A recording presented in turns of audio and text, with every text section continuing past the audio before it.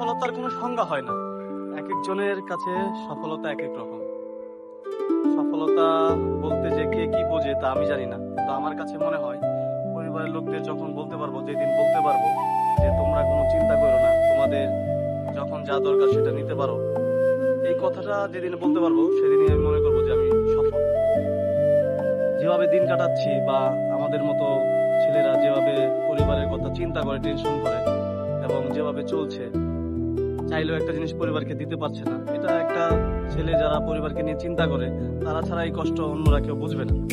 অর্থাৎ আমার কাছে মনে হয় আমার মতো প্রত্যেকটা ছেলেরই স্বপ্ন যে তার পরিবারের প্রত্যেকটা সদস্যদের এই কথাটা বলতে পারা যে কোনো কিছু পছন্দ হয়েছে পরিবারের লোকের, মার অথবা তার প্রিয় মানুষের, বোনের, যার যেটা পছন্দ হয়েছে সেটা তোমরা নিতে পারো, টাকার কোনো চিন্তা করো না। এই কথাটা বলতে পারাটাই আমার কাছে মনে হয় আসল সফলতা।